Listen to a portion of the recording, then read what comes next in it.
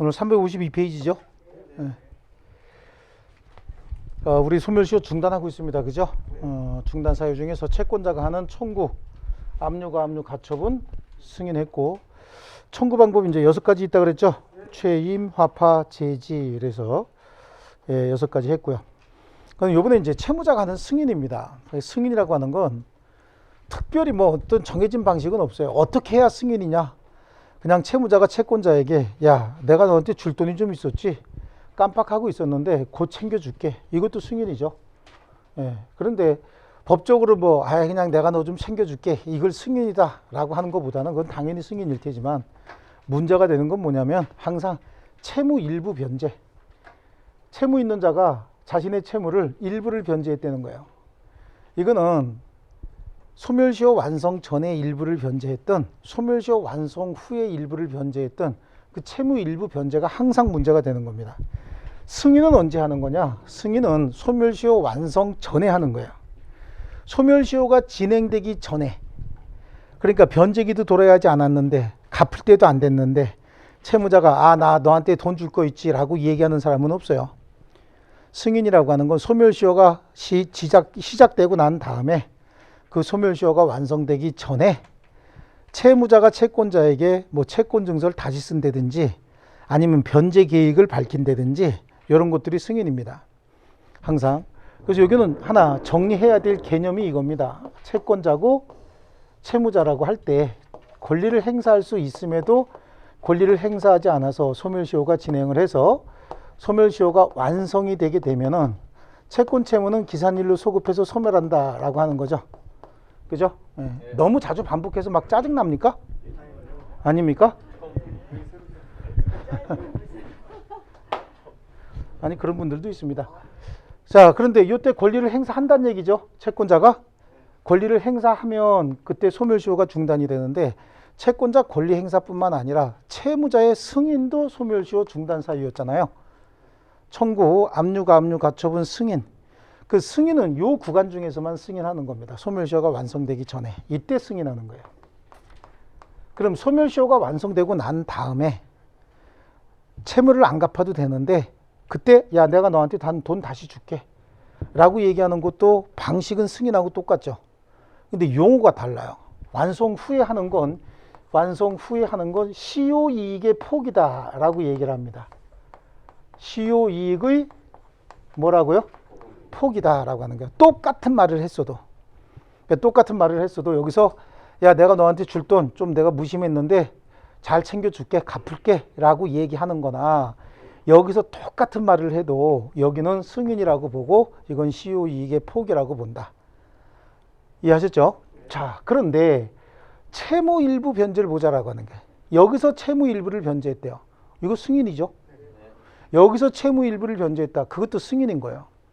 근데 여기서 채무 일부를 변제한 건 그냥 그야말로 승인이지만 여기서 채무 일부를 변제한 것도 승인으로 보기는 보되 뭘로 봐야 되는 거죠? 시효이익 포기로 추정하겠다라고 하는 거예요. 아시겠죠? 여기서나 행위는 똑같이 나타나는 겁니다. 쓰는 용어가 다를 뿐입니다. 그래서 소멸시효 완성 후에 채무 일부 변제는 특별한 사정이 없는 한 소멸시효 완성 사실을 알고 시효이익을 포기한 것으로 추정을 한다라고 하는 게 맞는 얘기거든요. 소멸시효 완성 후에 채무 일부 변제는 승인이다 그러면 틀렸다고. 이후에는 뭐 해야 된다고요? 시효이익을 포기해야 된다. 아시겠죠? 자, 그래서 시효 중단의 효력이 있는 승인에는 상대방 권리에 대한 처분 능력이나 권한이 있음을 요하지 않는다라고 하는 얘기가 뭐냐면 승인 방법이 굉장히 다양하거든요. 그러니까 예를 들어서 부재자의 재산관리인을 한번 생각해 볼게요. 부재자 재산관리인은 부재자 재산에 대한 처분 권한 없는 자죠. 처분하려면 법원에 뭘 받아야 됩니까? 허가를 받아야 됩니다. 사후에 받든 사전에 받든 법원의 허가를 받아야 돼. 사후 추인 형태로도 받을 수 있다고 했죠. 네. 그렇습니다. 걔는 처분권은 없어요. 하지만 부재자의 재산을 관리한다라고 하는 말을 하려면 부재자의 채권이 얼마고 채무가 얼마고 이거를 리스트 작성해서 확정하는 것도 일종의 관리 행위의 일종이겠죠. 네.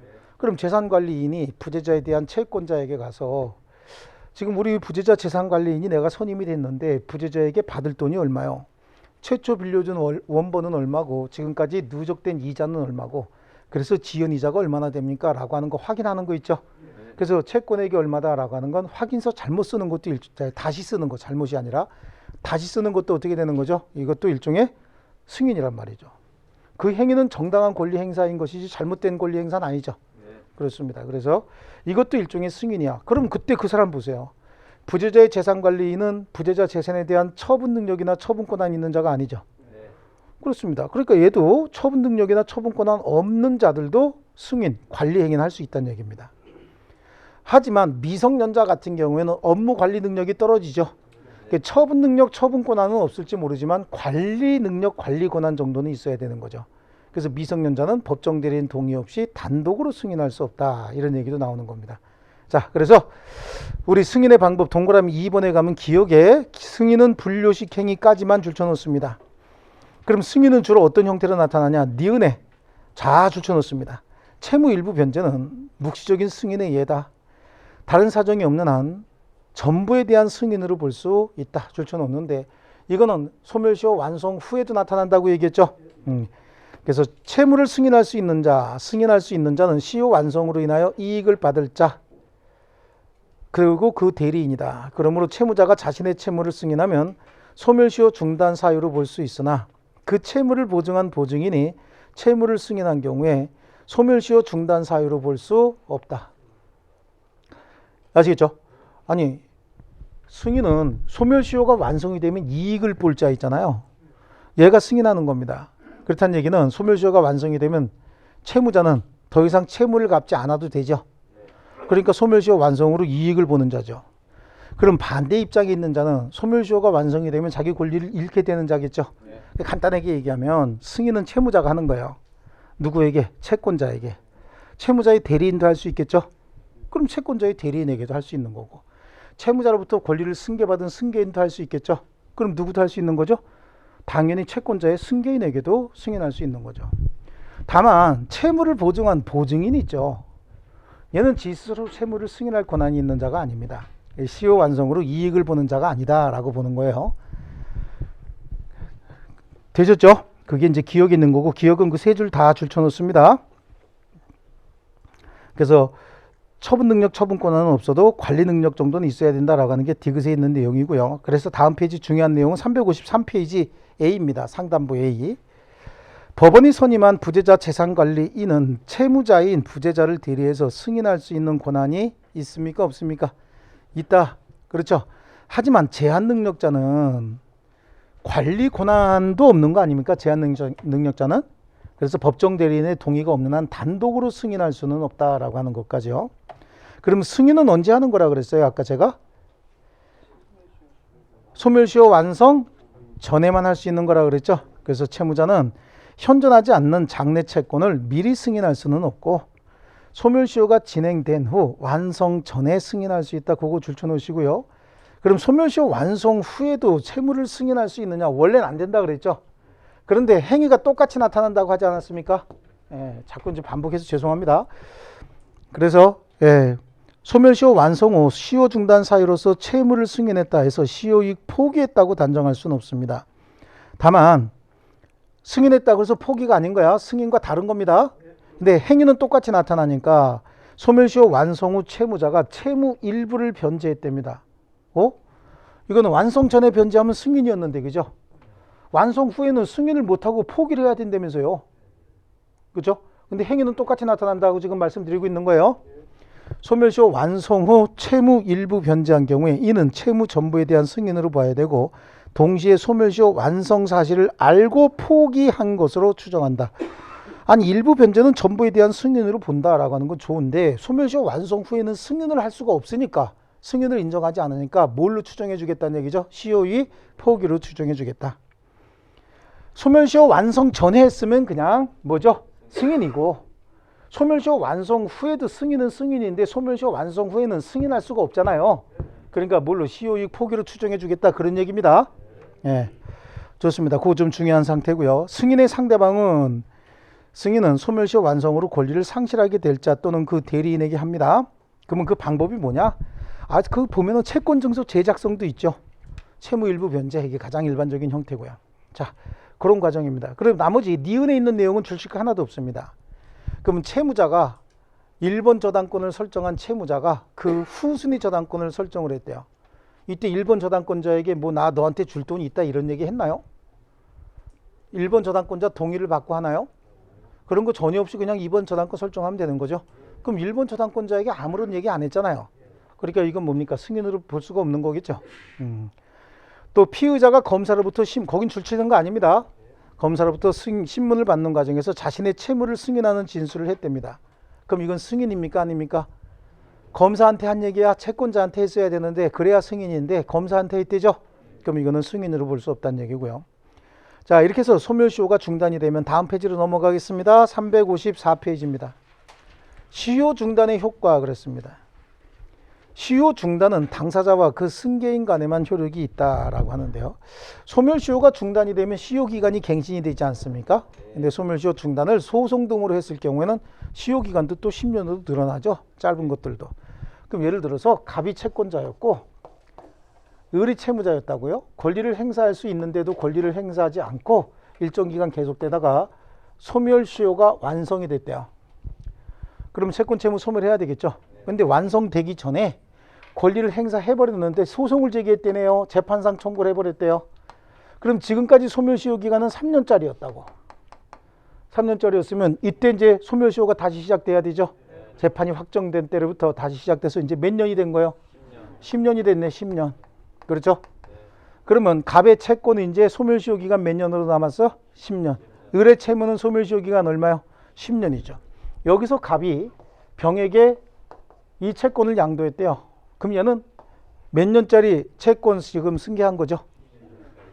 10년짜리 맞죠? 그럼 을은요. 을이 정에게 채무를 인수시켰대요. 정이 채무 인수했다. 얘는 몇 년짜리 인수한 거예요? 10년짜리 인수한 거다. 그래서 당사자와 그 승계인 사이에만 효력이 있는 겁니다. 이해하셨습니까? 이 당사자는 직접 당사자입니다. 직접 당사자. 그래서 채권자 중 시효 주장을 직접 한 사람. 그 다음에 채무자도 시효 주장을 한 사람이겠죠. 하여튼 직접. 예를 들어서 채권자가 5명이에요. 5명인데 그 중에서 갑만 소송을 제기했다는 거야. 그럼 소멸시효 중단은 갑에 대해서만 소멸시효 중단된 거예요. 채무자가 10명인데 5명을 상대로 소송을 했대요. 그러면 채무자도 5명에 대해서만 소멸시효가 중단됐지 나머지 채무자에게는 소멸시효 중단의 효과가 없습니다. 아시겠죠? 그래서 양쪽 가로 2번에 그런 얘기가 나와요. 시효 중단의 효력이 미치는 인적 범위의 동그라미 1번 원칙에 니은에 보면 당사자는 중단 사유에 관련된 직접 당사자만을 의미한다. 그거 줄쳐놓으시고요. 승계인은요. 승계인은 동그라미 니은의 승계인은 바로 밑에 보면 포괄 승계, 특정 승계 모두 다 동그라미 쳐놓으면 되죠.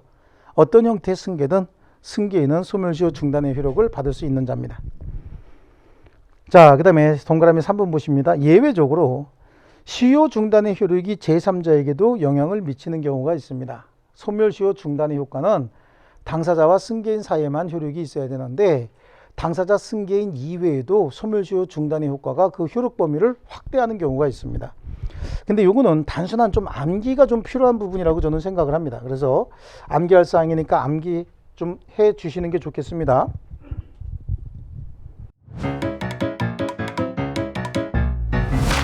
에듀윌 유료 회원만의 명품 교수 서비스.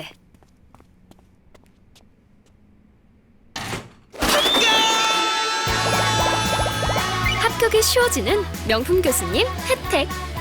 오직 에듀윌 유료 회원에게만. 에듀윌. 원래는 당사자와 승계인 사이인데 그 승계인 사이에 소멸시효 중단의 효과가 확대되는 경우가 주된 채무의 소멸시효가 중단되면 보증채무도 부정성의 원칙상 보증채무에도 소멸시효 중단의 효과가 영향을 미치는 거죠. 자, 그 다음에 연대채무 쪽에서 배울 겁니다. 연대채무에 있어서도 연대채무자 여러 명 중 한 사람에 대한 이행 청구는 나머지 연대채무자 모두에 대한 이행 청구의 효력이 있거든요. 그럼 이행 청구하게 되면 소멸시효 중단의 효과가 생기는 거 아닙니까? 그러니까 연대채무자 여러 명 중 한 사람에 대한 소멸시효 중단의 효과는 나머지 연대채무자에도 소멸시효 중단의 효과가 생긴다. 자, 연대채무는 이런 거예요. 갑이 채권자고 A, B, C 세 사람이 연대채무자다. 근데 갑은 연대 채무의 특성상, 연대 채권의 특성상 받을 돈이 3천만 원이라는 거야. 이 3천만 원은 갑이 A에게 청구해도 되고 B에게 청구해도 되고 C에게 청구해도 되고 A, B, C 모두에게 청구해도 됩니다. 각각 3천만 원씩 청구해도 관계없어요. 1,000만 원씩 청구해도 됩니다. 얘는 너무 이쁘고 착해. 나하고 대화가 잘 돼. 그럼 얘한테는 2천만 원 청구하고 여기는 1,000만 원만 청구해도 되는 거죠. 근데 얘는 돈이 많고 얘는 말이 많고 얘는 잠이 많어. 그럼 누구한테 청구해요? 얘한테만 청구해도 되는 거죠. 이렇게 한 사람에게만 이행 청구를 해도 나머지 모두에 대한 청구의 효과가 있는 거예요. 아시겠죠? 그러니까 뭐 여기다가 3천만 원만 청구해도 얘들한테 다 청구한 효과가 있는 거 아닙니까? 저 같으면은 그냥 돈 많은 애한테만 청구하지 나머지한테는 귀찮아서 안 할 겁니다. 그 말은 얘한테 이행 청구를 해서 소멸시효가 중단이 됐다. 그럼 얘들한테도 청구의 효과가 있으니까 얘들도 소멸시효 중단의 효과가 영향을 미치는 거죠. 네. 그래요. 그래서 연대 그냥 이렇게 얘기합니다. 느낌만 가지고 정확히 용어 다 알 필요 없어요. 연대 채무자 1인에 대한 이행 청구는 나머지 연대 채무자에 대한 소멸시효 중단의 효과가 있어요. 그 다음에 지역이라고 이제 암기를 시킬 겁니다. 지역권이 설정되어 있는 토지가 있다. 지역권이 설정되어 있는 토지예요. 이렇게 돼서 보니까 이 토지는 공로에 통하려면 이쪽 토지를 사용해야 된다. 그럼 이제 물권법에서 배우겠지만 둘 중에 하나입니다. 주의 토지 통행권을 이용하던가 지역권을 설정을 하던가. 지역권을 설정을 했다. 그럼 여기다가 통로를 만들었다는 얘기예요. 일종의 물권을 설정해서 왔다 갔다 하는 통로를 만들었다 그런 얘기거든요. 그래서 사용하고 있습니다. 근데 이 지역권은 20년의 소멸시효 걸린다 그랬죠. 20년 동안 이걸 행사하지 않으면 소멸시효가 완성이 됩니다. 자, 근데 여기 지역권을 행사할 수 있는 요역지 토지 소유자가 세 사람이라는 거죠. 세 사람이 모두 다 지역권을 행사하지 않고 20년이 지나면 지역권은 시효로서 소멸합니다. 근데 이 중에서 한 사람이 20년 될 무렵에 한번 행사했네. 권리 행사해버렸다고요. 지역권이라고 하는 건 지역권자를 위한 토지가 아니라 요역지 토지 전부를 위해서 지역권을 설정하는 거거든요. 그러니까 한 사람이 지역권을 행사해도 이 토지 전부가 지역권 행사한 거하고 똑같은 거예요. 지역권은 토지를 위한 권리지 토지 소유자를 위한 권리, 즉 인역권이 아니라고. 토지 소유자를 위한 권리는 인역권이라고 합니다. 땅을 위한 지역권이죠. 그러니까 한 사람이 지역권을 행사해도 땅 전체를 위해서 지역권을 행사한 거기 때문에 나머지 지역권자에게도 그 효력이 영향을 미친다. 그래서 그냥 지역 이렇게 얘기합니다. 말 쫓아가기 굉장히 힘들고 제 말 쫓아서 다 적으려고 하지 마시고 감각만 가지고 계시면 되는 거예요. 그거 너무 힘들어요. 안 돼. 자, 그 다음에 물상보증인의 재산을 압류한 경우에 이를 주채무자에게 통지하면 주채무에 대한 소멸시효가 중단이 된다. 그래서 이건 이제 앞에서 배운 건데 눈빛이 완전히 흐려졌네 보니까 무슨 소리인지, 그죠? 예. 이거 정도는 눈이 반짝반짝 하면서 봐야 되는 건데 이건 처음 듣는 얘기지만 이건 앞에서 많이 한 얘기인데. 자, 갑이 채권자고 을이 채무자고 여기 보증인이 있습니다. 채무자가 변제기일에 채무를 변제하지 않으니까 채권자가 보증인의 재산을 압류해서 경매를 실행하려고 합니다. 그럼 이 사실만 가지고 여기 소멸시효 중단 안 된 거거든. 그럼 여기다 뭐 해줘야 되죠? 통지해줘야 된다라고 하는 거야. 물상보증인의 재산을 압류한 경우에 이를 주채무자에게 통지하면 주채무의 소멸시효가 중단이 되죠. 네. 그럼 주채무의 소멸시효가 중단되면 보증채무는 당연히 소멸시효 중단되는 거 아닙니까? 네. 그래. 그래서 암기하는 거야. 소멸시효는 당사자와 소멸시효 중단의 효과는 당사자와 승계인 사이에만 미칩니다. 근데 그 중단의 효과가 범위를 확대하는 경우가 있죠. 확대하는 경우. 저기서 당사자 얘기할 때 만약에 채권자가 5명인지 3명이 소송을 했다. 그럼 2명한테는 시효 중단의 효과가 없는 거예요. 채무자가 10명인데 5명하고만 소송했다. 그럼 그 5명한테만 시효 중단되는 거지. 소송에 참가시키지 않은 나머지에게는 중단의 효과가 없는 겁니다. 이해되셨습니까? 네. 자, 그 다음에 다만 소멸시효 완성의 효과가 제3자에게도 영향을 미치는 경우가 있습니다. 그래서 주보, 지역, 연대, 물통이야. 주보, 발음 주보하고 비슷하죠? 주부들이 일정 지역에서 힘을 합쳤대요. 근데 그냥 힘이 합친 게 아니라 물통까지 들고 나왔다는 거야. 천하무적이겠죠? 안 되는 것도 되게 합니다. 이런 느낌 가지고 하시는 거예요. 네, 또 제 얘기 주부가 지역에서 물통 천하무적 이런 거 쓰지 마시고요. 네. 그래서 그 옆에다가 하나 써놓은 거야. 주보, 지역, 연대, 물통 하면 써놓고 하나하나 말 맞춰 나갈게요. 주보 지역 연대 물통. 주채무자에 대한 시효 중단은 보증인에게도 미친다. 지역권의 경우 요역지가 수인의 경우에 수인인 경우에 그중 1인에 의한 지역권 소멸시효 중단 또는 정지는 다른 공유자 지역권자 아닙니까? 예, 이를 위하여 중단의 효과가 있고 연대 채무자 1인에 대한 이행 청구는 다른 연대 채무자에게 중단의 효과가 있다. 보증인의 재산을 압류한 경우에 이를 채무자에게 통지하면 채무자에 대해서도 시효 중단의 효과가 있다. 그죠? 다시 한번 4개 뭐라고요? 주보, 지역, 연대, 물통. 네, 물통. 주보, 지역, 연대, 물통. 주보, 지역, 연대, 물통. 이거 자꾸 암기하셔야 됩니다. 예. 그다음에 중단 후 시효 진행이야. 소멸시효가 중단이 되면 시효가 중단된 때까지 경과한 시효 기간은 이를 산입하지 아니하고 중단 사유가 종료된 때로부터 새로이 진행한다. 그래요. 소멸시효가 중단이 됐으면 여기서부터 여기까지 지나간 기간이 있잖아요. 이건 이제 없어지죠. 그래요. 없어지고 나서 여기서부터 재판이 확정이 되면 다시 권리를 행사할 수 있게 된 거 아닙니까? 채무자가 승인했는데 그 승인이 채권자에게 도달하게 되면 채권자 다시 권리 행사할 수 있는 거 아닙니까? 그럼 그때부터 권리를 행사하지 않으면 다시 소멸시효가 진행한다. 그 얘기하고 있는 겁니다. 그래서 그 밑에 있는 동그라미 3번을 한번 볼게요. 178조에 있는 내용 동그라미 3번에 다 설명 들어가 있으니까 그걸로 보겠습니다. 재판상 청구로 중단된 때는 재판이 확정된 때, 재판 기간 중에는 채권 채무 관계가 아직 확정된 게 없지 않습니까? 근데 재판이 확정이 되면 채권자가 반드시 확정이 돼 버리죠. 채권액도 확정이 돼 버린다고요. 그때부터 다시 권리 행사할 수 있게 되는 거고 압류 가처분이 진행이 됐대요. 그래서 이게 중단이 됐답니다. 그럼 절차가 끝나면 압류 가처분의 절차가 끝나고 나면 적극적으로 권리 강제 집행 같은 거 할 수 있게 돼 버리죠.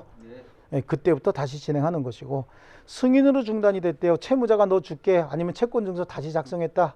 아니면 채무 일부 변제했다. 이게 승인이죠. 그러면 승인이 상대방에게 도달한 때로부터 다시 진행한다. 요거 3개 정도 암기하셔야 됩니다. 제가 소멸시효는 편면적 강행 규정이고 암기사항이 많다 그랬죠. 이거는 법률 규정에 의한 권리 변동이기 때문에 암기사항이 굉장히 많습니다. 됐나요? 좋습니다. 그리고 여기 주보지역연대 물통은 제가 계속해서 떠들고 있었는데 주보지역연대 물통 이거는 24회에도 나왔습니다. 아마 정답으로 들어간 걸로 제가 기억하고 있습니다. 자, 그 다음에요. 소멸시효 정지입니다. 소멸시효 정지 사유는 4개인 거예요. 4개. 이건 뭐 특별히 그건 뭐 암기할 건 없고요. 이제 인생 속에 4가지 사안이 다 생깁니다. 아기가 태어나면은 어린애가 되죠. 네, 어린애가 돼서 성장하는 과정에 제한 능력자였다가 이제 성장하고 나면 뭐 합니까? 혼인하지요? 그렇죠? 혼인하게 됩니다. 그리고 살다 보면은 사망도 하는 거 아닙니까? 사망하는 과정에서 세상 풍파 다 겪는 거죠. 그래서 천재 사변이 생길 수도 있습니다. 요 4가지인 거야. 제한 능력자를 위한 시효의 정지는 여기 보세요.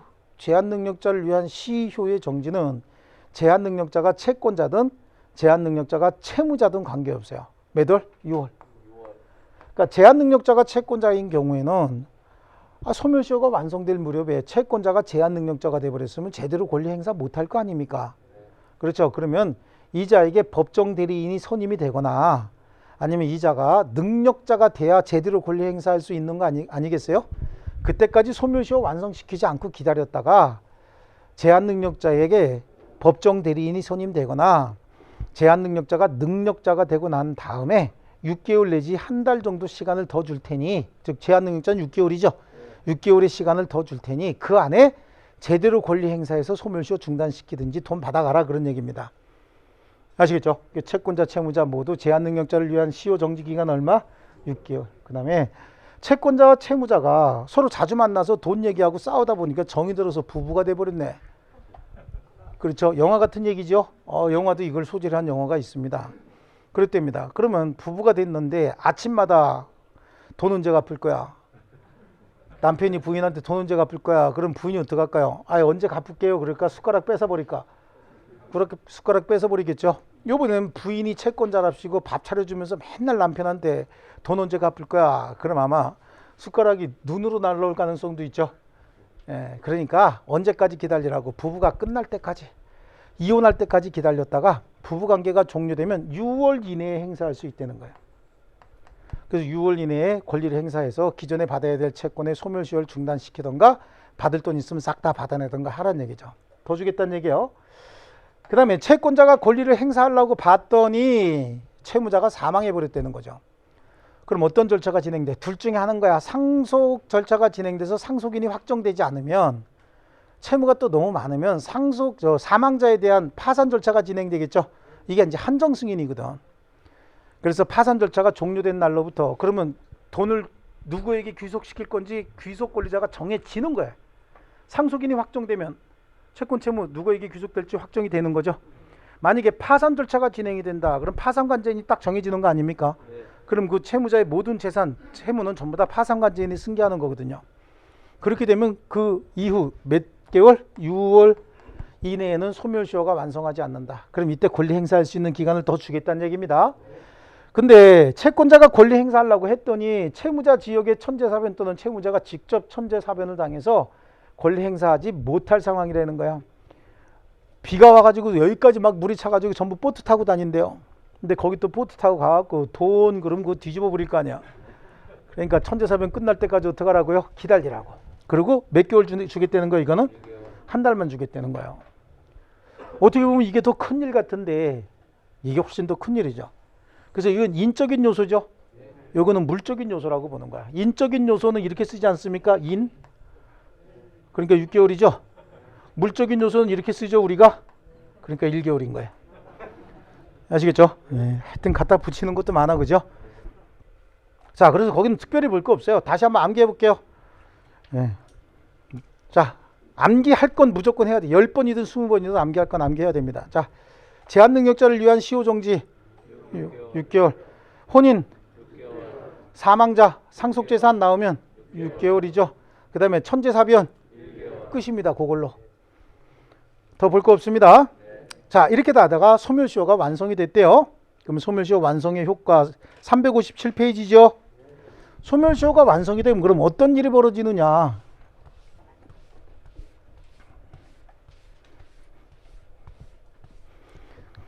자, 다시 계속해서 똑같은 내용 여기서 나옵니다. 자, 갑이채권자, 을이 채무자입니다. 권리자가 권리를 행사할 수 있음에도 불구하고 권리를 행사하지 않아서 정해진 소멸시효 기간이 완성이 됐답니다. 그러면 채권 채무는 기산일로 소급해서 소멸해버린다 이렇게 얘기했죠.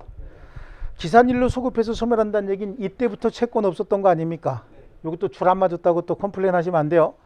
내 눈에는 똑같아 보여. 이렇게 하면 맞는 거죠? 자, 그래요.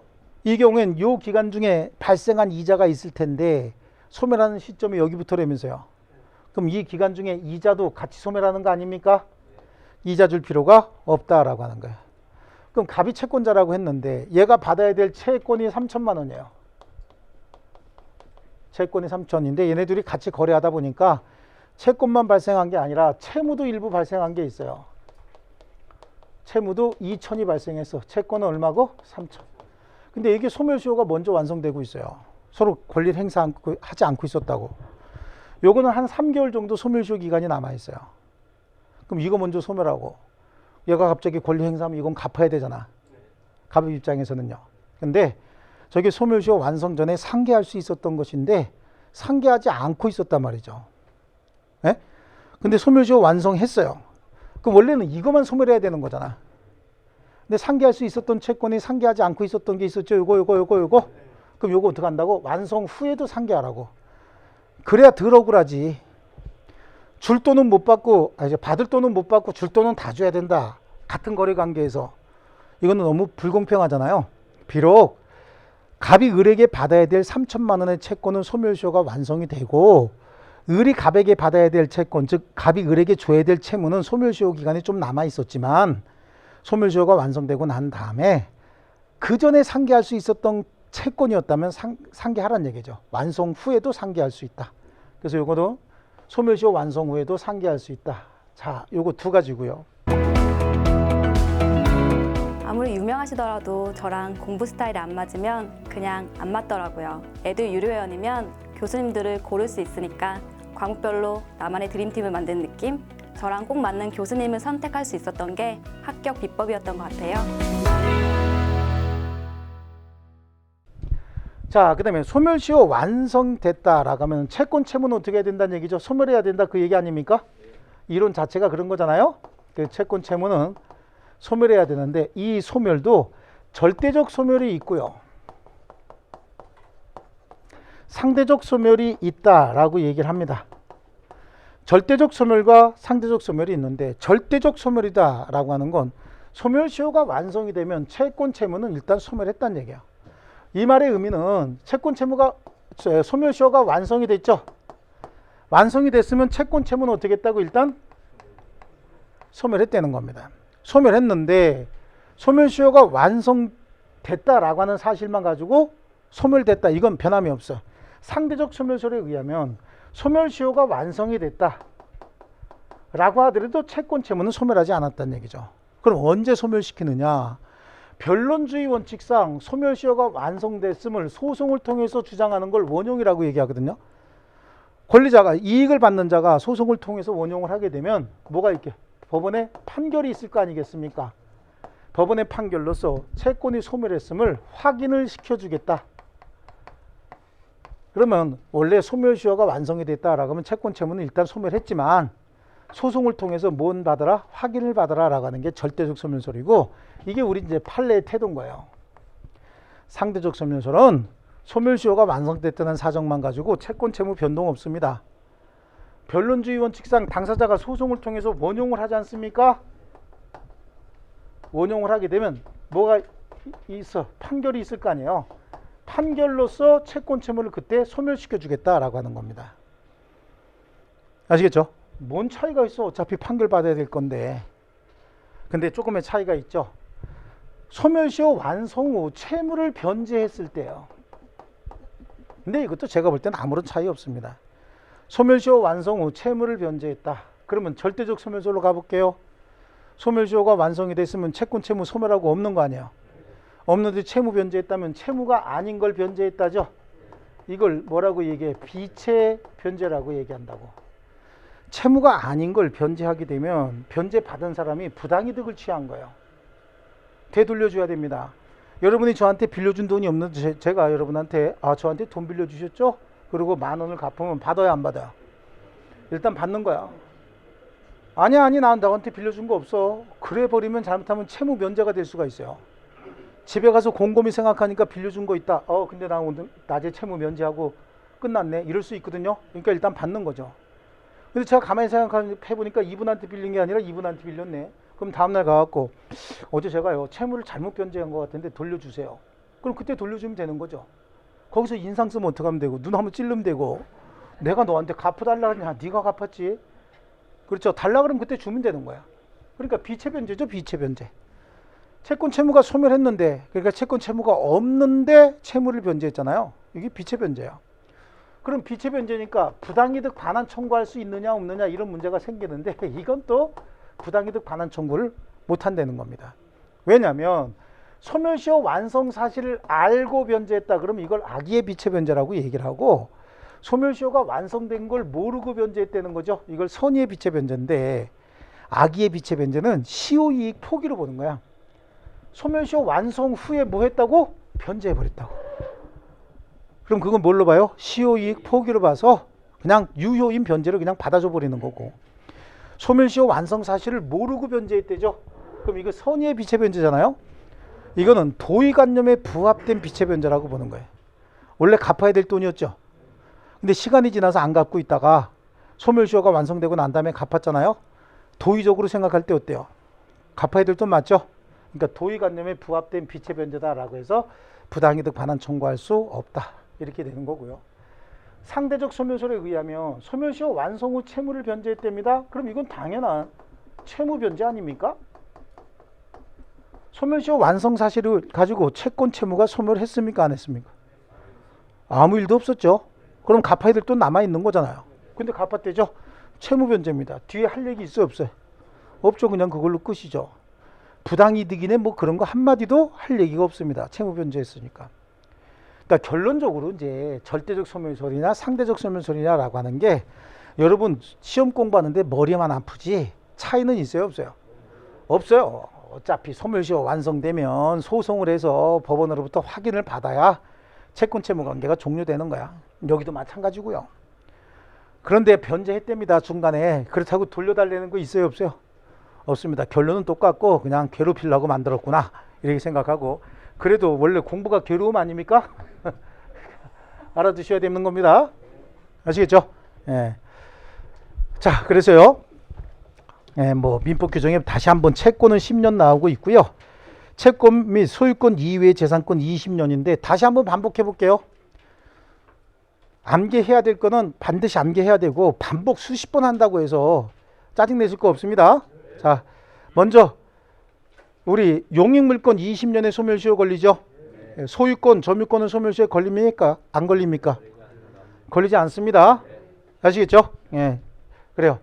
그래서 보통 용익물권, 지상권, 지역권, 전세권 다 나올 수 있지만 시험에 가장 많이 나오는 게 지역권인 거야. 근데 지역권 그냥 주면 금방 알까봐 불계속 지역권이다 이런 말을 붙여서 줘요. 그럼 불계속이라는 얘기는 뭐야? 20년 동안 계속해서 권리 행사하지 않고 있었다. 뭐 별것도 아닌 거야. 근데 앞에 불계속 붙으니까 뭐야 이것도 웬 불에다가 계속이 붙어. 우리가 불닭은 알아도 불계속은 잘 모르잖아요. 네. 예, 그러니까 조금 압박감 주는 거지. 그런 데서 막 이렇게 현혹되고 그러면 안 됩니다. 그래서 불계속 지역권 20년짜리죠. 점유권 소멸시효에 걸려요, 안 걸려요? 담보물권은요? 유치권은요? 안 걸, 유치권 담보물권이죠. 소멸시효에 걸리지 않습니다. 자, 그 다음에 일반 채권은 10년입니다. 상사채권은 몇 년입니까? 5년입니다. 상사채권. 그 상사채권은 한쪽이 법인일 때. 그래서 상사채권, 그 다음에 3년짜리 1년 이내의 기간으로 정해서 정기적으로 지급하기로 한 채권들. 그렇죠? 예, 요거. 그 다음에 전문가들의 전문성, 기술성을 바탕으로 생긴 채권들 3년짜리 걸린다 그랬죠? 1년은 의식주 오락과 관련된 채권들 1년입니다. 1년. 자, 이런 겁니다. 요 기간이 지나면 채권 채무는 소멸해야 되는데 절대적 소멸설과 상대적 소멸설이 있다. 그건 부연 설명 안 할 테니까 358페이지로 넘어가 보면 표 안에 절대적 소멸설하고 상대적 소멸설을 지금 설명하고 있습니다. 소멸시효 완성의 효과. 소멸시효가 완성된 권리는 당연히 소멸한다.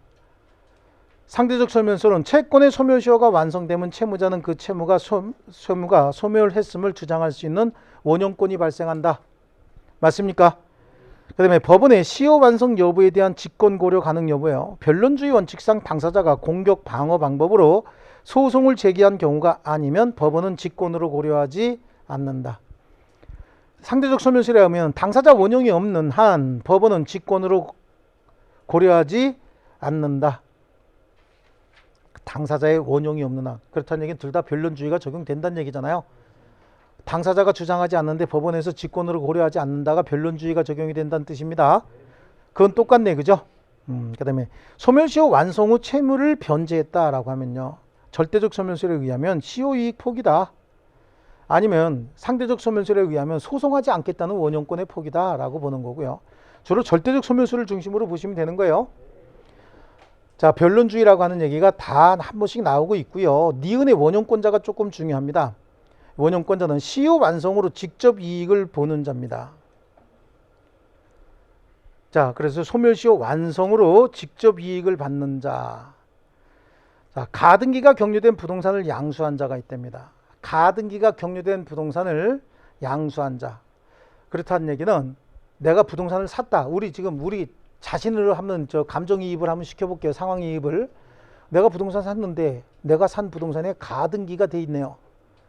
담보권, 담보를 위한 가등기가 됐든 소유권 이전 등기 청구권 순위 보존을 위한 가등기가 됐든 가등기가 있대요. 깔끔하게 기분 좋습니까? 안 좋아요? 왜 안 좋죠? 그렇지, 이 가등기 없어야 깔끔해 보이는데 가등기가 있으니까 굉장히 좀 안 좋죠. 근데 지금 부동산 누구 거예요? 내 거, 내가 샀다니까. 감정이입 좀 하라니까. 내가 샀어. 내가 샀는데 보니까 가등기가 들어가 있다니까. 그런데 그 가등기가 무효라는 겁니다. 그 왜 무효인지 그건 따질 필요도 없어요. 가등기가 무효라고 한다면 지워달라고 할 수 있죠. 왜? 내 부동산에 무효 등기가 있으면 당연히 내가 지워달라고 할 수 있는 거고, 이건 물권적 청구권인 거예요. 그 가등기가 채권적 청구권으로서 뭐 일종의 채권이 시효로 소멸했다, 뭐 변제로 소멸했다, 다 필요 없어. 내가 산 부동산에 무효 등기가 있다. 그럼 나는 무조건 내 부동산에 무효 등기 지워달라 라고 요구할 수 있는 청구권자에 해당하는 거야. 그 가등기 담보권에 의해서 담보된 피담보 채권이 소멸시효가 완성이 됐다. 그러니까 가등기가 무효지.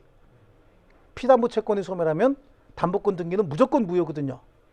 그러면 그 양수인은 소멸시효 완성됐으니까 가등기 지워달라라고 얘기할 수 있는 자 맞죠? 맞습니까? 좋습니다. 이번에 B에 타인의 채무 보증을 위해서 담보를 제공한 물상보증인이에요. 그 피담보 채권이 소멸했다. 여기서 물상보증인 뭐냐면 친구 보증을 섰어요. 내가 내 부동산 우리 그 가족들하고 자식들이 사는 집에다가 저당권 설정해주고, 우리 보통 그런 사람들 집안의 암이라고 부르죠. 담보권 설정해주고 근저당권 설정해줬어요. 이 사람 굉장히 불안하죠. 친구가 돈 갚을 때까지 겁나게 불안하네. 근데 아주 우연히 그 피담보 채권이 소멸시효가 완성이 돼서 피담보 채권이 무효가 됐다는 거야. 그럼 담보권 등기 무효죠. 그럼 또 다시 똑같이 내가 비록 물상보증인이지만 집안의 암 역할을 했지만 그 피담보 채권이 소멸해서 무효인 저당권 등기가 내 부동산에 남아있다고. 그럼 그거 지워달라고 할 수 있어요, 없어요? 있습니다. 여기서 원인이 피담보 채권이 소멸했으니까 피담보 채권 소멸을 원용한다라고 얘기하지만 사실은 본질은 뭐야? 무효 등기 지워라. 그럼 법원에서 얘기할 거 아닙니까? 왜 지워달라는데 그냥 아주 훌륭한 등기를 왜 지워달라는데, 그러면 채무 변제로 소멸했지 않습니까? 그럼 채무 변제 주장하는 거고, 소멸시효가 완성된 거 아닙니까? 그러면 그 소멸시효 완성을 원용하는 거죠. 이해하셨습니까? 처음부터 채권이 없는 저당권이었습니다. 이거 다 마찬가지인 거야. 그러니까 이런 식으로 접근하는 게, 소멸시효로 얘기하니까 어려운 것 같지만 내 부동산에 무효등기가 있다. 그럼 무효등기 지워달라고 할 수 있다, 없다? 있다. 그 무효등기의 원인이 뭐가 됐든 무효등기 지워달라고 얘기하면 판사가 물어볼 거라고. 이거 왜 지워달라 그러는데 채무 변제했거든요. 아니면 소멸시효 완성됐거든요. 처음부터 가짜였거든요. 이거 주장하면 되는 거죠. 뭐든지 지워달라고 할 수 있는 겁니다. 이해하셨죠? 아까 하나 헷갈리는 거 있네. 아까 소멸시효 중단은 당사자와 승계인 사이에만 효력이 있고, 물상보증인은 뭐라 그랬어요? 소멸시효 중단의 효과를 주장할 수 있는 자가 아니라고 얘기했죠. 다만 주채무의 소멸시효가 중단되면 보증채무도 영향을 미칠 수는 있을지 모르겠지만 보증인이 그거 주장할 수 있는 자는 아니라 그랬어요. 근데 소멸시효 완성의 효과는 결국은 무효등기 지워달라고 하는 건 물상보증인도 할 수 있다고요. 그래서 A, B 잘 좀 챙겨 놓으시고요. 그 다음에 거기 디귿 리을 있잖아요. 디귿 리을에 요 부분이 조금 어렵습니다. 이 부분은 채권자가 채무자를 대위하여 제3채무자에게 채권자 대위권 행사하는 경우에 채권자의 채무자에 대한 채권의 소멸시효가 완성된 경우에 이를 원용할 수 있는 자는 원칙적으로 시효이익을 직접 받는 채무자뿐이고, 채권자 대위 소송의 제3채무자는 이를 원용할 수 없다. 지금까지 한 얘기 한국말 아니죠? 솔직히 얘기해봐요. 한국말이었어, 아니었어요? 영어보다 더 어려웠죠?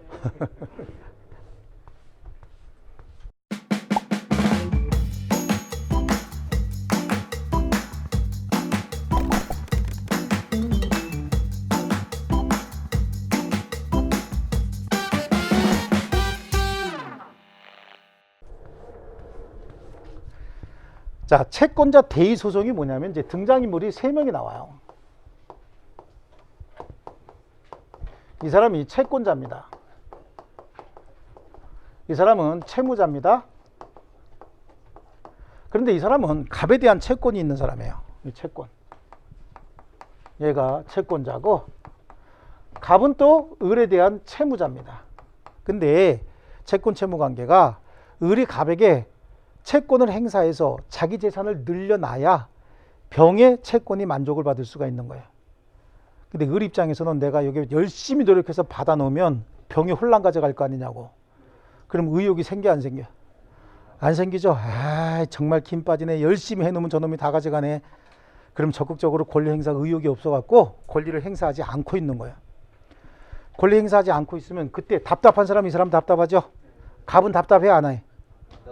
하나도 안 답답하죠.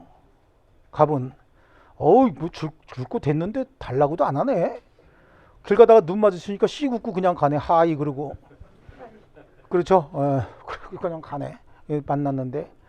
그럼 병은 맨날 을 쳐다보고 너 뭐 하는 거야? 그럼 애가 돈이 없어 보여. 그러면서 자꾸만 우는 표정만 짓고 있어요. 그럼 이때 병이 을을 대신해서 갑에게 채권자 대위권을 행사할 수 있어요. 채권자는 채무자의 제3채무자라고 얘기한다고 얘를. 병 입장에서 봤을 땐 얘는 누가 되는 거죠?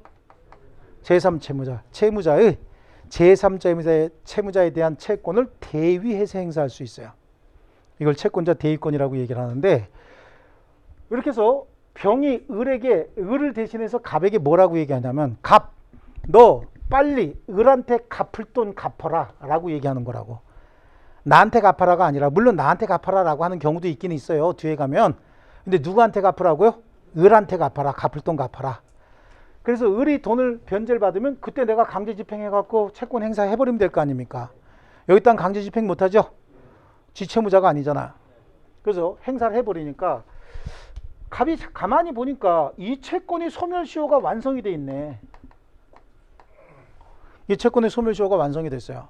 그럼 소멸시효가 완성이 됐으면 을이 야 네가 뭔데 나 대신 채권자 대위권 행사하는 거야. 나 너한테 줄 돈 없잖아 라고 소송을 해야 될 거 아닙니까? 근데 얘가 소송하지 않으면 변론주의 원칙상 법원에서도 직권으로 판단해 줄 수 없는 거죠. 이때 갑이 야 이거 소멸시효 완성됐는데 왜 채권자 대위권 행사할 수 있어? 라고 원용할 수 있다 없다? 없다. 왜냐하면 을과 병 사이의 채권 채무가 시효가 완성이 돼서 소멸했든 안 했든 갑은 을에게 채무는 변제해야 되는 거예요. 이게 유효인 채무라고 한다면 이게 남아있든 안 남아있든 무조건 이거 갚아야 되는 거 아닙니까? 이게 소멸시효가 완성이 되면 갑이 을에게 안 갚아도 되는 건가요? 그건 아니죠. 그러니까 채권자 대위소송에서 제3채무자는 채권자의 채무자에 대한 채권이 시효로 소멸했음을 원용할 수 없다. 다시 한번 천천히 보세요. 채권자 대위소송에서 제3채무자는 채권자의 채무자에 대한 채권이 시효로 완성했음을 원용할 수 없다. 무슨 소송? 대위는 계급이 높아서 월급 좀 나오죠? 그러니까 대위는 하지 말자고. 그냥 이렇게 해서 암기해도 돼 이거나. 그럼 비슷한 게 뭐냐? 채권자 취소 소송이 있어요. 채권자 취소 소송은 갑이 있고 갑이 채무자예요. 갑이 채무자고 A가 채권자인 거야. 근데 갑이 가지고 있는 유일한 부동산을 을에게 양도하고 있습니다. 그래, 얘는 뭐죠? 수익자인 거죠. 또 얘가 제3자 병에게 양도하면 얘는 전득자라고 얘기하거든요. 그냥 얘는 그냥 묶어서 수익자 또는 전득자라고 얘기를 하는데 갑이 채무 변제에 활용해야 되는 유일한 재산을 얘한테 양도해서 얘 이름으로 소유권 이전 등기를 해줘요. 소유권 이전 등기를 해주면 A가 보니까 얘네 둘이 뭔가 짜고 자신의 채권 행사를 방해할 목적을 한 것 같아. 채권 행사를 방해했다는 얘기는 갑의 명의로 부동산이 남아있으면 A가 강제 집행하기가 쉽죠. 근데 을 명의로 부동산에 소유권 이전 등기가 돼 있으면 강제 집행하기가 쉬워요, 어려워요? 못하지. 어려운 게 아니라. 그렇지 않습니까? 지채무자야 아니야 그럼? 아니죠. 근데 이게 둘이 짜고 한 것 같아요. 그럼 이 행위를 사해행위라고 하거든요. 사해행위에 해당하면 얘가 얘한테 채권자 취소권을 행사할 수 있어요. 대위권 취소권. 채권자 취소권을 행사할 수 있다고. 그럼 채권자 취소권 행사하게 되면 등기가 말소가 돼. 등기가 말소가 되면 얘 이름으로 등기가 회복이 되는 거예요. 그럼 얘 이름으로 등기가 회복이 되면 A뿐만 아니라 모든 채권자가 강제 집행할 수 있는 책임재산이 돼버리죠. 이걸 공동담보가 돼버린다 이렇게 얘기한다고. 이해하셨습니까? 그래서 채권자 취소권을 행사하는데 지금 을 입장에서는 채권자 취소권을 소송을 당하면 자기 소유권을 말소하고 얘한테 돌려줘야 되는 거 아니냐고. 근데 을이 가만히 보니까 이 채권이 소멸시효가 완성이 됐다는 거야. 그럼 받을 돈이 있다는 거야 없다는 거야? 없다는 거죠. 그럼 이 소멸시효가 완성이 됐다라고 얘가 주장을 하면 얘한테 생기는 이익이 있어요 없어요? 있죠. 등기 말소 안 될 거 아니냐고. 이 채권이 유효다라고 한다면 등기 말소 돼야 되는 거고 이 채권이 무효다라고 하는 게 입증이 되면 이거 등기 말소 안 해도 되는 거죠. 그러니까 채권자 취소 소송에서 수익자 내지는 전득자는 채권자의 채무자에 대한 채권이 시효로 소멸했음을 원용할 수 있다. 이익이 있다는 얘기야. 얘는 이 채권이 시효로 소멸했다고 원용을 해도 갑이 을에게 돈을 갚아야 된다라고 하는 건 변함이 없어요. 하지만 이게 소멸시효가 완성이 돼서 없는 채권이다라고 하면 등기 말소 안 해줘도 되죠. 그럼 얘는 뭐가 있다고요? 이익이 있다. 그러니까 어떤 분이 이거는 대위로 하자, 이거는 뭘로 하자? 소위로 하자. 그래서 대위는 월급 많이 받으니까 인정하지 말고, 소위는 군대에서 제일 불쌍한 애들이 요즘에 소위래. 이등병은 보호해 주는데 소위는 또 보호 안 한대요. 그게 제일 불쌍하대. 그러니까 얘는 인정해 주자라고요. 좀 편법이지만, 그래서 거기 디귿이 그거예요. 채권자가 채무자 대위에서 제3채무자에게 채권자 대위권 행사할 때 채권자의 채무자에 대한 채권의 소멸시효가 완성된 경우에 이를 원용할 수 있는 자는 원칙적으로 시효이익을 직접 받는 채무자뿐이고 채권자 대위소송에서 제3채무자는 이를 원용할 수 없다. 아시겠죠? 그러니까 결론은 앞에 있는 세 번째 줄까지 쫙 다 몰라도 제일 끝에 채권자 대위소송의 제3채무자는 소멸시효 완성을 원용할 수 있다 없다? 없다. 그게 제일 중요한 말입니다. 소멸시효 완성을 원용할 수 없다. 그 다음에 사회행위 취소소송, 이게 채권자 취소소송이거든요. 사회행위 취소소송이 채권자 취소소송이에요. 여기서 수익자 말고 전득자라고 나오는 경우도 있어요.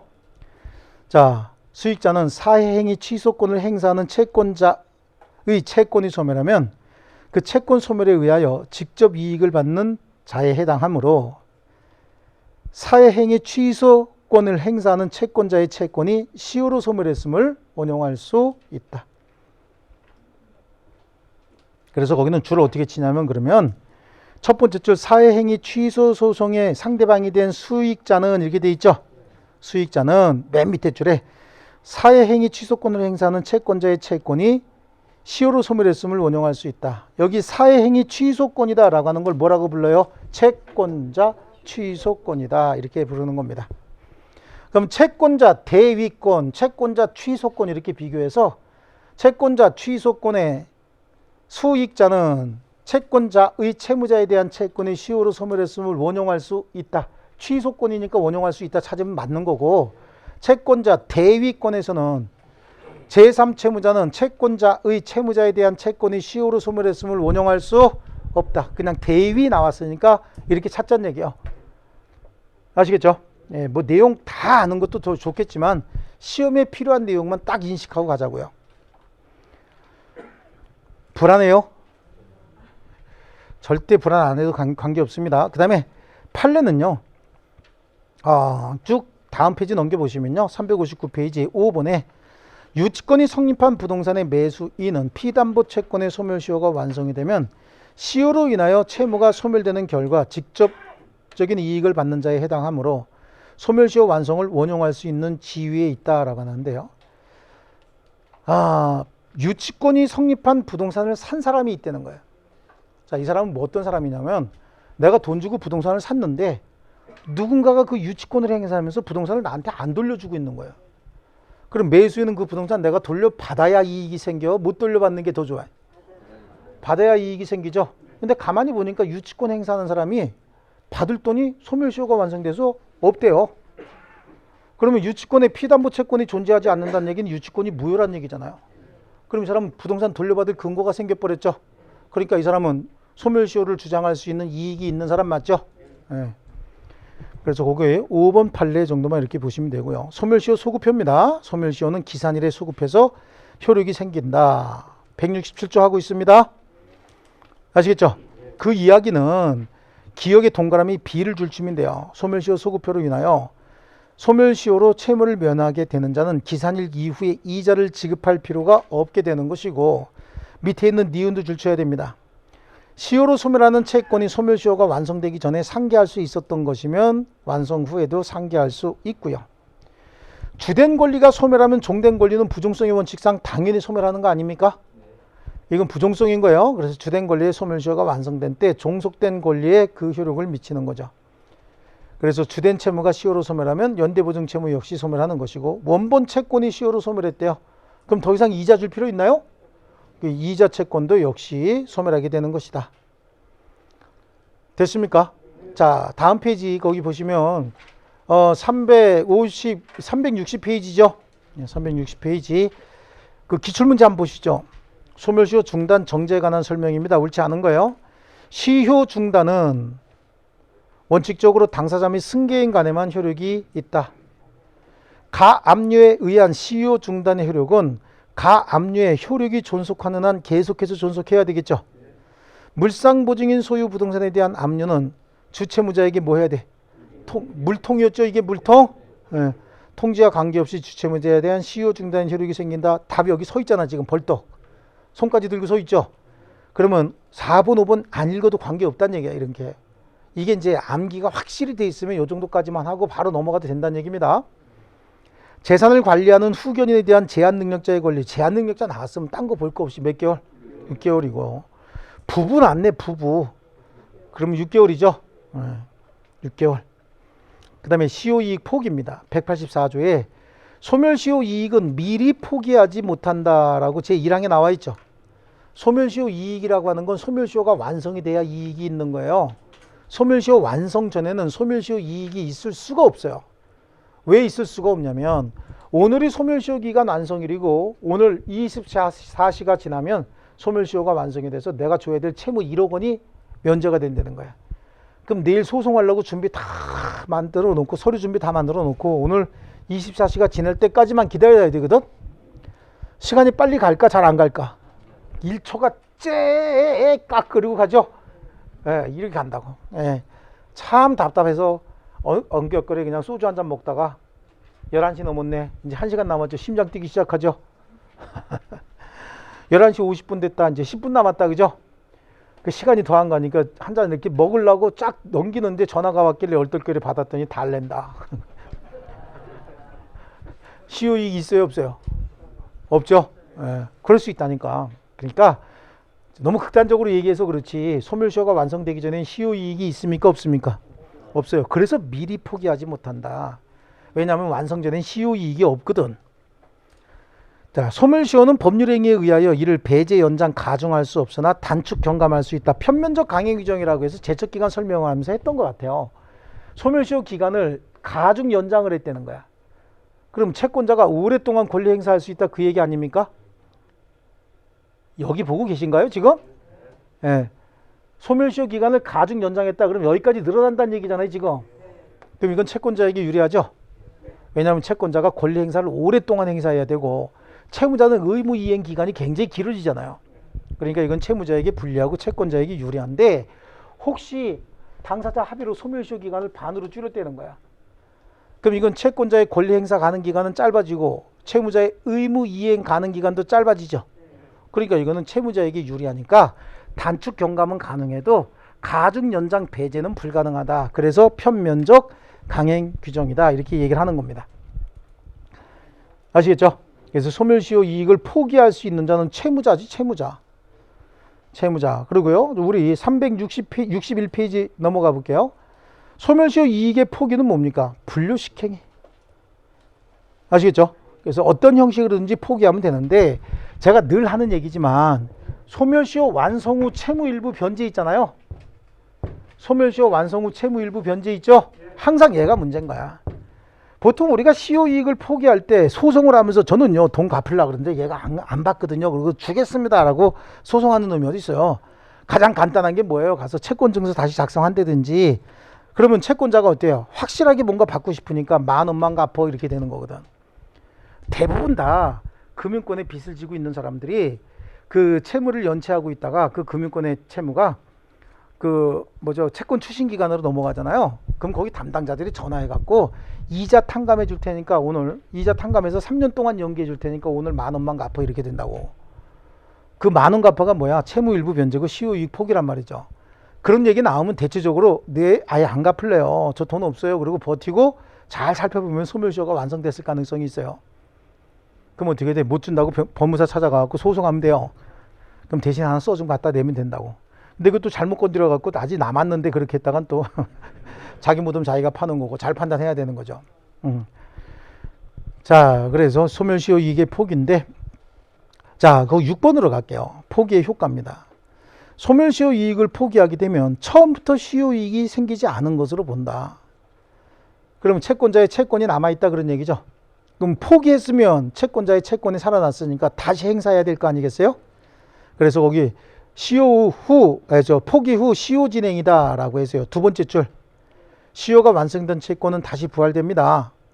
채무자가 시효 이익을 포기한 후 채권자의 권리 행사가 계속되지 않으면 부활된 채권의 소멸시효는 다시 진행한다. 인적 범위는요. 시효 이익을 포기할 수 있는 자가 5명인데 그 중에서 한 사람이 포기했대요.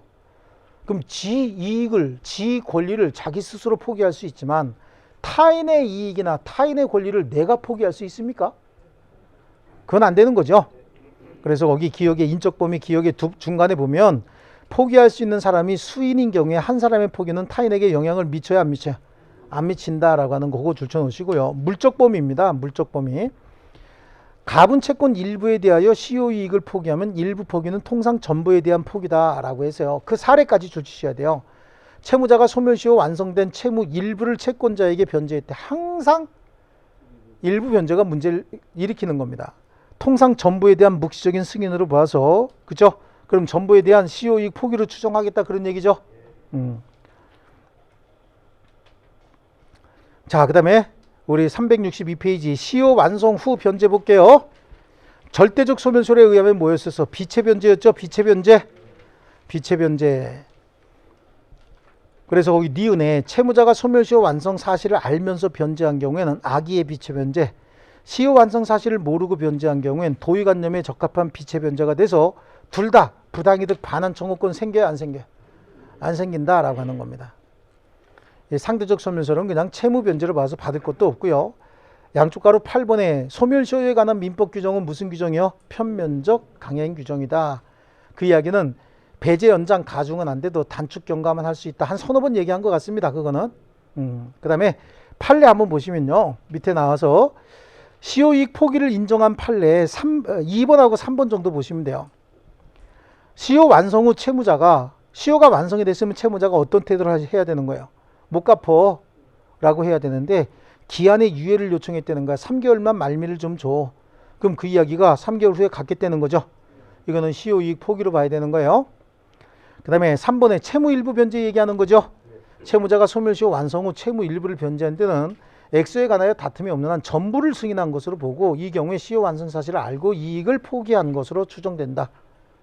이해하셨습니까? 자, 넘겨보시면요. 오른쪽 페이지인가요? 오른쪽 페이지에 시효이익 포기를 부정한 사건이 채무자가 채권자의 제소기간 연장 신청에 동의한 바가 있더라도 그 동의는 완성된 소멸시효 이익을 포기하는 의사표시까지 함축하고 있는 것은 아니다 라고 얘기하는데 이게 상황이 뭐냐면 소멸시효 완성됐다고 채무자가 채권자한테 소송을 제기해버렸네. 그러니까 채권자가 야 바빠 죽겠는데 왜 해피라면 연말에 소송이야. 내년 봄에 좀 바쁜 거 좀 지나면 그때 소송하자. 그때는 채무자가 좋다 그랬다는 거야. 채무자가 지금 소송 제기했어요. 왜? 나 줄 돈 없다고. 근데 채권자가 소송 기간을 3개월만 좀 연기하자 그랬다고. 그럼 연기하자 그랬더니 좋다. 그 이야기는 3개월 후에 계속 붙자야 이제 그만하자야. 계속 붙자 그 얘기죠. 그럼 이게 적극적으로 권리 행사 중인 거죠. 이건 시효이익 포기가 아닙니다. 옆에다 써놔. 이건 계속 붙자 이렇게. 그죠? 그 다음에 2번에 소멸시효 완성 후 있은 계속 붙자 4글자인데 그렇게 한참 써야 돼. 소멸시효 완성 후 있은 과세 처분에 기하여 세액을 납부했다 하더라도 예를 들어 소멸시효 이익을 포기한 것으로 볼 수는 없다. 자, 이것도 좀 주의해야 될 게 7년 전에 부과된 세금은 과세기간, 국세에 대한 소멸시효 기간은 5년이거든요. 그럼 이제 시효로 소멸했는데 7년 후에 슬그머니 한 번 더 다시 부과한 거야. 그럼 어떻게 해야 되냐면 소멸시효 완성을 주장해서 못 내라고 해야 되거든요. 소멸시효 완성을 주장해야 되는데 얼떨결에 냈는데 새로이 부과된 고지서로 냈다는 거예요. 그러면 과혼합한 조세로 봐서 나에게 부과된 세금의 부가처분 취소 또는 무효 확인 청구 소송을 제기해야 된다고. 여기 뭐지? 행정소송이라고. 그래, 행정소송이 소멸시효 중단 사유인 재판상 청구를 보는 경우 있죠? 요때 하는 거야. 그래서 과세처분 무효 내지는 취소 확인 청구 소송을 제기해서 승소하게 되면 과언합한 조세 돌려받을 수 있는 거예요. 아시겠죠? 그래요. 그래서 새로이 부과된 과세고지서로 냈으면 이건 시효이익 포기가 아닌가요? 근데 옛날에 부과된 과세고지서 있죠? 이거 가지고 냈다 그러면 이건 시효이익 포기가 될 수 있어요. 근데 7년 전에 있는 과세고지서 아직도 가지고 있나요? 가지고 있다니까. 가지고 있는 사람들이 있어요. 그래서 이렇게 영수증 이렇게만 별도로 철해놓는 거기다가 탁 끼워놓고서 이거하고 이건데, 근데 7년 전 거하고 지금 나온 거하고 색깔 똑같아 달라? 똑같아. 몰라서 하는 소리야. 똑같아. 누리끼리 해갖고. 과세고지서 다 살짝 노래요. 쉽게 구분이 안 됩니다. 날짜 잘 보고 내야 되죠. 여기는 새로 부과된 거야. 새로 시효 완성 이후에 있던 과세처분이라고 하죠. 그래서 그 과세고지서로 냈답니다. 시효이익 포기입니까 아닙니까? 아니다라고 하는 거죠. 예, 그거 2개 체크해 두시고요. 이제 24문제가 끝났습니다. 소멸시효와 관련된 문제 하나 풀어보고 그 다음에 학원 갖고 오라 그랬죠. 예, 학원 하겠습니다. 조금 쉬겠습니다.